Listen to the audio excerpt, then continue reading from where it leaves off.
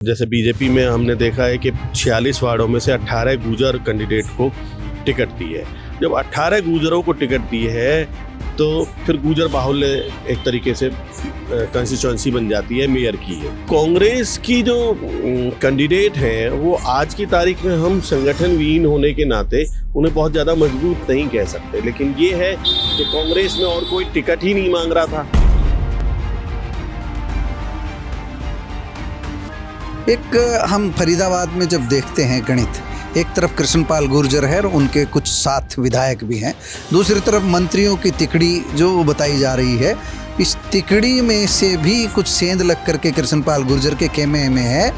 क्या आप मानते हैं फरीदाबाद में ये खेमेबंदी कुछ वार्डों में नुकसान पहुंचाएगी या ये खेमेबंदी नहीं रहेगी, सब मिलकर के चुनाव लड़ने वाले हैं? जो सूची आई है उसको आप देख लीजिए, 46 वार्डों में किसी ने भी कांग्रेस का टिकट नहीं लिया है। वो निर्दलीय चुनाव लड़ रहे हैं लेकिन कांग्रेस के टिकट पर नहीं। देखिए, भाजपा की परफॉर्मेंस बेहतर रहेगी क्योंकि जो इस समय कांग्रेस संगठन का हाल है और जो कांग्रेस में ऊपर अभी तक सीएलपी लीडर तय नहीं किया, प्रदेश प्रभारी नए आए हैं, उन्हें समझने में टाइम लगेगा। तो मुझे लगता है कि ये जो एकदम निकाय चुनाव है, इन निकाय चुनावों में भी कांग्रेस बहुत कुछ ज़्यादा नहीं कर पाएगी। कहीं व्यक्तिगत तौर पर भूपेंद्र हुड्डा या कोई और बड़ा नेता अपने इलाके में कोई चमत्कार कर दे तो कह नहीं सकते।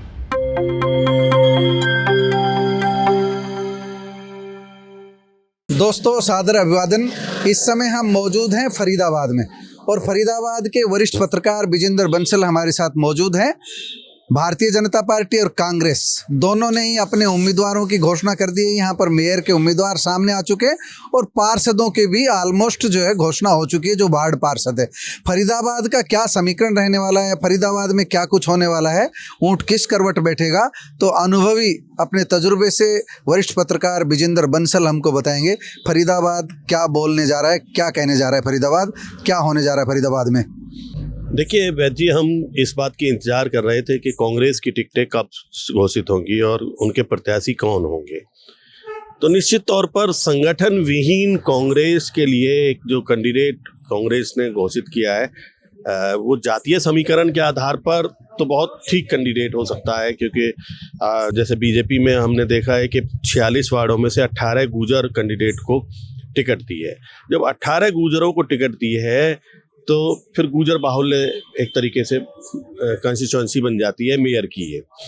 लेकिन इसमें बीजेपी चुनाव लड़ा रही है परवीन बत्रा जोशी को, और कांग्रेस ने जो टिकट दिया है वो रिंकू चंदीला है, कांग्रेस के एक युवा नेता, उनकी धर्मपत्नी को दी है। तो कांग्रेस की जो कैंडिडेट हैं वो आज की तारीख में हम संगठन विहीन होने के नाते उन्हें बहुत ज़्यादा मजबूत नहीं कह सकते, लेकिन ये है कि कांग्रेस में और कोई टिकट ही नहीं मांग रहा था। दावेदार कम थे, कांग्रेस दावेदार कम थे, ना के बराबर दावेदार। भाजपा में मारामारी बहुत ज़्यादा थी। संदीप जोशी की वाइफ को टिकट मिली है। संदीप जोशी की वाइफ के रूप में उनकी पहचान नहीं, वो बाल कल्याण आयोग की चेयरपर्सन है। तो जो मिसिज जोशी को जो टिकट मिली उसके पीछे क्या गणित मानते हैं आप? देखिए, मिसिज जोशी के अलावा जो 3 और कैंडिडेट थे, उनमें यदि मैं कैंडिडेट की बात करूं तो एक नीरा तोमर थी जो अनुशासन समिति की प्रदेश की अध्यक्ष रही हैं, और एक पूर्व शिक्षा मंत्री सीमा तिरखा। ये 3 तो बड़े गंभीर कैंडिडेट थे। एक आईएमए की प्रधान फरीदाबाद की रही हैं, वो हरियाणा की भी रही हैं, डॉक्टर पुनीता हसीजा, और एक तीनों भी टिकट मांग रही थी। हाँ, पुनीता हसीजा भी मांग रही थी और एक मीनू गुप्ता टिकट मांग रही थी। लेकिन इन दोनों की सिफारिश ऊपर से थी और जो नीचे से 3 नाम गए थे वो नीरा तोमर, सीमा तिरखा और परवीन बत्रा जोशी का गया था। ये परवीन बत्रा जोशी निर्विवाद है। हम 2 नाम साथ लगा रहे हैं, परवीन बत्रा जोशी। हमारे दर्शकों को बताइए इसका भी पूरा राज। ये देखिए, आप तो उस इलाके से हैं जहाँ से रमेश जोशी, ये संदीप जोशी रमेश जोशी जी के बेटे हैं, जो रमेश जोशी प्रदेश अध्यक्ष रह चुके हैं, और संदीप जोशी भी प्रदेश के महामंत्री भी रह चुके हैं, चेयरमैन भी मनोहर लाल सरकार में रह चुके हैं। उनकी ये लव मैरिज थी तो लव मैरिज के हिसाब से वो पंजाबी समुदाय से आती हैं और यही कारण है कि वो बड़कल विधानसभा क्षेत्र से भी पीछे टिकट मांग रही थी। मतलब गणित पंजाबी भी ब्राह्मण भी भाजपा ने गणित ठीक ठाक बिठाया है। हाँ, भाजपा का गणित मुझे लगता है कि परफेक्ट गणित है और सबसे बड़ी बात यह है कि इस समय दिल्ली चुनाव के बाद, हरियाणा चुनाव के बाद भाजपा का एक तरीके से मनोबल ऊंचा है। तो इस मनोबल के तहत, और कांग्रेस का इस बार कोई मनोबल है नहीं जी।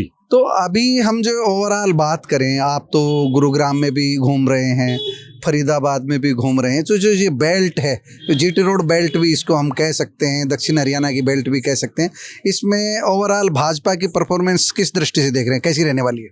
देखिए, भाजपा की परफॉर्मेंस बेहतर रहेगी क्योंकि जो इस समय कांग्रेस संगठन का हाल है और जो कांग्रेस में ऊपर अभी तक सीएलपी लीडर तय नहीं किया, प्रदेश प्रभारी नए आए हैं, वो उन्हें समझने में टाइम लगेगा।